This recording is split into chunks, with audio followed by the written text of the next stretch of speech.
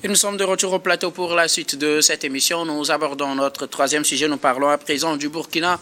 L'Union africaine dépêche un envoyé spécial auprès du capitaine Traoré. Le président du Faso, le capitaine Ibrahim Traoré, a reçu ce mardi en audience l'émissaire ou l'envoyé spécial du président angolais João Lourenço, qui est également le président en exercice de l'Union africaine.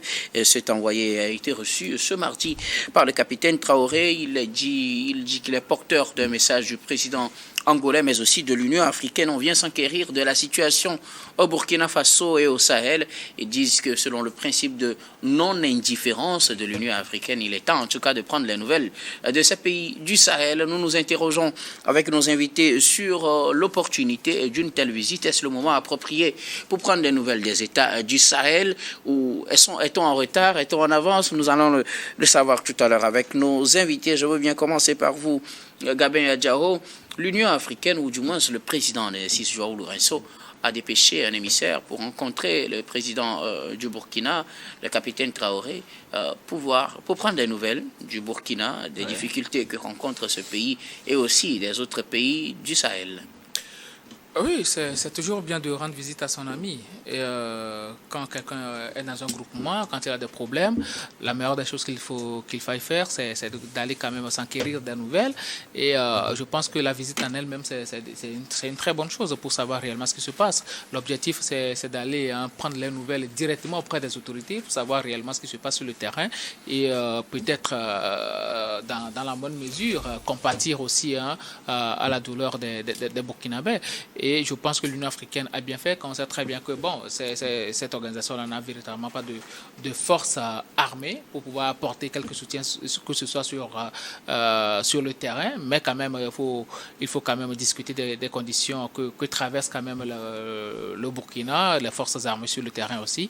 Et je pense que c'est déjà une très bonne chose. Sauf que je pense que l'Union africaine s'est montrée assez indifférente depuis très longtemps par rapport à cette situation, parce que déjà le Burkina Faso et le Burkina, le Mali, le Niger, ce ne sont pas des pays qui ont quitté quand même l'Union africaine, ils sont toujours membres. Donc la moindre des choses, c'est qu'au nom de ce principe de non-indifférence-là, comme ils le disent, d'approcher à chaque moment ces pays pour s'enquérir des nouvelles, pour prendre des nouvelles et surtout condamner les dérives sécuritaires sur le terrain que perpètrent à chaque moment les terroristes contre ces populations et même contre les forces armées de défense de ces pays-là sur le terrain. Mais l'Union africaine, à chaque moment, on l'a interpellé ici, même lors des problèmes que ces pays-là connaissent entre eux, avec les pays limitrophes et tout. L'Union africaine ne s'était pas véritablement prononcée, même les missions de bons offices ne s'étaient pas véritablement manifestées. Aujourd'hui, s'ils trouvent très bien de pouvoir prendre les nouvelles du Burkina Faso, ce n'est pas du tout mal. On ne peut que les féliciter et les encourager à continuer ainsi, ne pas se retrancher encore dans leur cocon. Et puis bon, ça va faire encore 6 mois, 1 an avant qu'ils ne reviennent de plus belle. Donc, s'ils commencent aujourd'hui, mieux vaut continuer sur cette même lancée-là. La récrimination que je leur porte, je l'ai déjà dit. Ils se sont déjà manifestés par assez d'indifférence. Aujourd'hui, João Lourenço qui préside quand même cette institution-là, on connaît son implication dans les crises. On l'avait vu avec la crise rwando-congolaise et aujourd'hui, il prend quand même la mesure de prendre les nouvelles de ces pays du Sahel. C'est une très bonne chose. Lui, au moins, il a montré la différence par rapport à ses prédécesseurs. Et vivement, ceux-là qui vont suivre aussi doivent suivre la même méthodologie pour pouvoir s'enquérir toujours des nouvelles de ces pays-là, pour que ces pays-là ne se disent pas que l'Union africaine ne sert à rien. Déjà, dans la mentalité de beaucoup d'Africains, se disent non, que cette Union africaine-là, c'est téléguidé, c'est fait ceci, c'est fait cela. Aujourd'hui, qu'il montre toujours la différence par rapport à la crise que traverse non seulement le Burkina, mais aussi tous les pays du Sahel. Merci beaucoup à vous, Gabin. On reviendra tout à l'heure sur le changement de leadership au niveau de l'Union africaine et les méthodes aussi. Mais bien avant, Achraf Roussama, l'Union africaine, ou du moins le président angolais, João Lourenço, président en exercice de l'Union africaine, a envoyé un émissaire au Burkina. Il a rencontré le capitaine Traoré ce mardi. Il vient s'enquérir des nouvelles du Burkina. Oui, l'Union africaine est-elle une institution amorphe? Moi, je m'interroge parce que vous savez très bien qu'il y a quand même du discrédit de la part des Africains vis-à-vis de cette institution-là. Aujourd'hui, on interroge vraiment la pertinence de leur démarche. On sait très bien que le Burkina Faso vit quand même une expérience douloureuse depuis tant d'années. L'intégrité territoriale de ce pays-là est menacée par des djihadistes et par certains nombres de fractions également. Mais donc, l'Union africaine a quand même traîné des pieds. Pour moi, c'est une lenteur vraiment qui ne s'explique pas. Parce que la promptitude doit caractériser la démarche vraiment des institutions. Je suis désolé. C'est-à-dire qu'on doit être prompt à réagir à un certain nombre d'événements. C'est-à-dire qu'on a attendu pendant tant de mois ou tant d'années pour venir rendre visite. On dit que c'est une visite d'écoute et d'information. Une visite d'écoute et d'information. Et qu'on est à la recherche des solutions fiables pour aider le Burkina Faso à trouver un certain nombre de stabilité.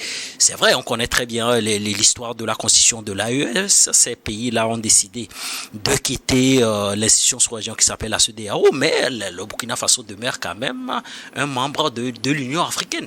Et donc, à un moment donné, une institution de cette envergure-là devrait véritablement se poser la question, quelle est la destinée aujourd'hui du Burkina Faso et quelle est l'aide qu'on peut apporter à ces pays-là qui se retrouvent dans une situation de déliquescence territoriale avancée. Comme on le dit, il n'est jamais trop tard pour le faire, mais à l'avenir, je crois qu'il faut réagir beaucoup plus vite et apporter du soutien considérable à ces pays-là qui sont menacés par les forces du mal.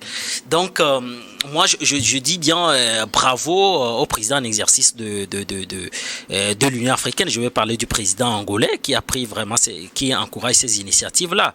Il est impliqué dans un certain nombre de crises, donc on voit très bien que la stabilité d'un certain nombre de pays lui tient véritablement à cœur et qu'il est à la recherche permanente des solutions.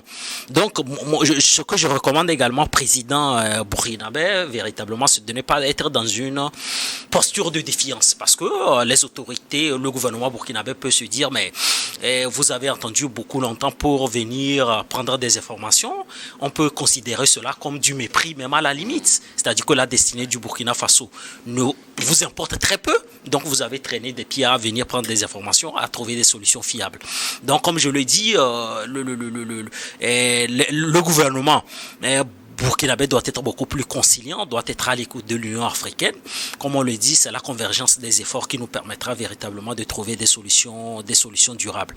Donc, j'appelle tous les acteurs à l'échelle continentale, je veux parler de l'élite, des acteurs politiques, à être beaucoup plus prompts. Parce que ce qu'on reproche véritablement à nos institutions régionales ou sous-régionales, c'est cette lenteur-là. Ce sont des institutions amorphes qui sont dans la dictature de l'urgence, c'est-à-dire ils réagissent toujours aux urgences, alors il faut cultiver plutôt la culture de l'anticipation. Il faut éviter des crises en apportant des solutions beaucoup plus fiables, spécifiques à tous les pays, Donc je crois que cette visite-là, nous allons la suivre de près, et je crois que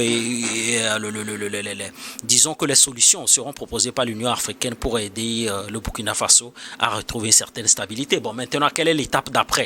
Est-ce que l'Union africaine va rendre visite au Niger, au Mali? Nous verrons dans les prochains jours quelle sera la démarche de l'Union africaine vis-à-vis de l'ensemble des pays de l'AES. Merci beaucoup à vous, Ashraf Rosama. Je rappelle que le président angolais João Lourenço a été président ou bien accédé à ce titre de président en exercice de l'Union africaine juste à partir de février 2025. Il faisait suite à son homologue mauritanien qui avait géré, qui a été en tout cas président en exercice de l'Union africaine. A-t-on marqué une évolution ou un changement dans le leadership au niveau de l'Union africaine? Est-ce parce qu'il y a un nouveau président qu'on a pris cette initiative ou peut-être c'est le meilleur moment de le faire parce que ces pays, vous l'avez souligné depuis 2015, le Burkina Faso connaît des attaques terroristes. Bien avant le Burkina Faso, il y avait déjà le Mali et le Niger aussi entré dans la danse. Et puis finalement qu'on envoie des émissaires en 2025. C'est vrai, il y a eu des mécanismes qui ont essayé d'apporter des solutions, même si ces solutions n'ont pas été à la hauteur de la situation. C'est maintenant qu'on envoie un émissaire pour s'enquérir des nouvelles. Les pays là ont finalement quitté la CEDEAO. C'est validé depuis le début d'année. Et ce n'est qu'en juin 2025 qu'on envoie un émissaire. Faut-il le noter par rapport à un acte personnel du président en ES6 ou plutôt un mécanisme qui a eu du mal à se mettre en place? Oui, c'est beaucoup plus par rapport à un changement de leadership, surtout à la tête de l'Union africaine, parce qu'il y a eu des prédécesseurs qui n'ont pas réellement pris ce genre d'initiative. João Lourenço, vous le connaissez, c'est un monsieur qui a connu la rébellion dans son pays et qui sait très bien les difficultés que peuvent traverser ces pays-là. C'est pourquoi il s'était véritablement très impliqué lorsqu'il a été désigné comme médiateur dans la crise rwando-congolaise. Il a pesé de tout son poids pour que cette crise-là s'estompe, mais malheureusement, ça ne dépendait pas de lui ni de l'Union africaine. Et juste après sa nomination à la tête, ou bien son élection à la tête de l'Union africaine, il a délégué cette mission-là au président togolais, au président du Conseil aujourd'hui, président Faustin Gnassingbé, parce qu'il voit que la mission est assez large et ne pourra pas avoir le temps nécessaire pour pouvoir conduire encore cette médiation dans la crise rwando-congolaise. Aujourd'hui, il voit que véritablement il y a une sorte de mépris de l'institution ultérieurement par rapport au pays de l'AES. Donc il va falloir faire des pieds et des mains pour qu'il n'y ait pas une rupture ou bien une cassure dans les relations entre l'Union africaine et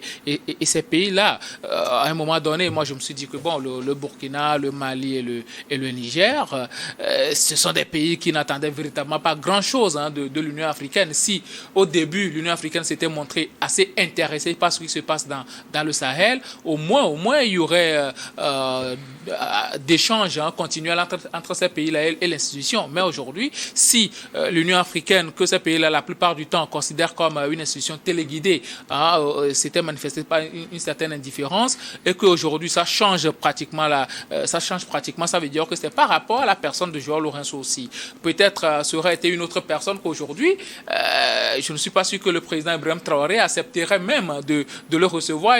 Il pouvait inventer quelque chose d'autre puisqu'il n'attendait rien. Mais puisque João Lourenço, sa tête plaît bien et que lui aussi, il a eu à traverser un certain nombre de choses par rapport à ses implications personnelles, je pense que bon, il s'est dit, je vais être ouvert par rapport à cette mission-là, je vais donner les informations qu'il faut et c'est par rapport surtout au respect qu'il a envers le président angolais. Donc moi, je pense que l'Union africaine doit saisir la balle au bon.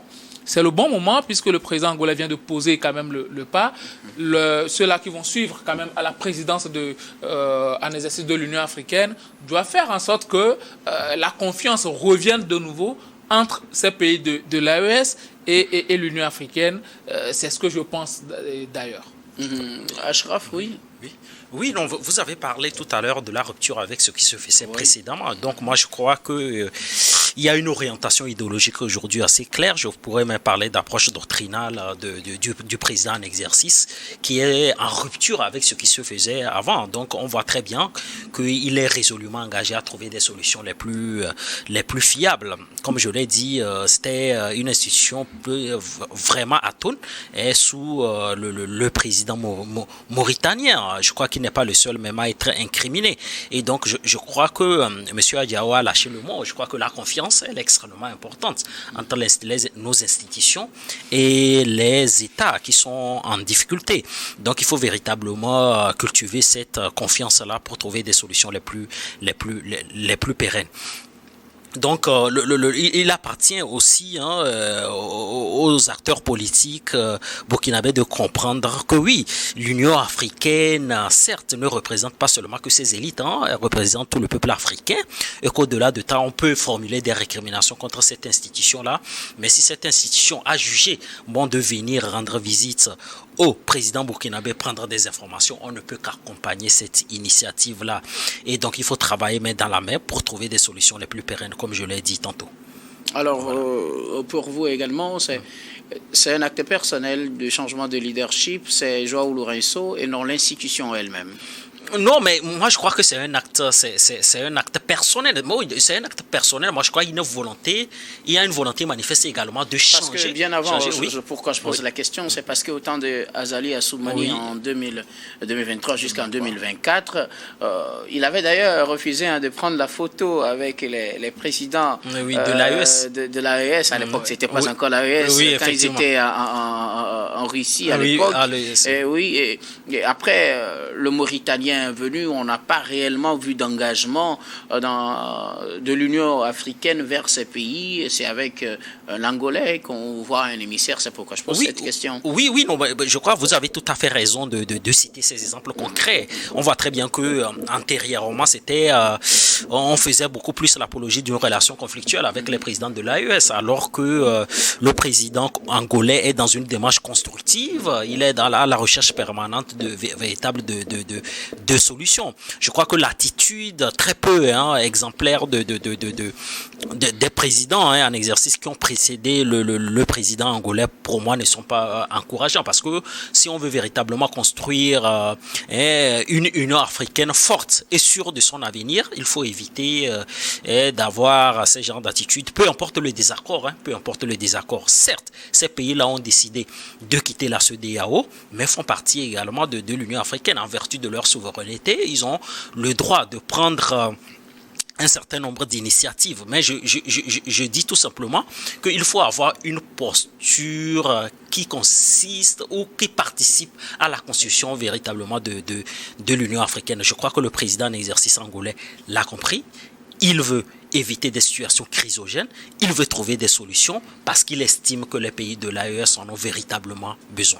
Merci beaucoup à vous tous pour vos contributions. Nous allons marquer une nouvelle pause, puis on reviendra tout à l'heure pour la dernière partie de cette émission. Dernière partie que nous allons bien évidemment consacrer au Togo.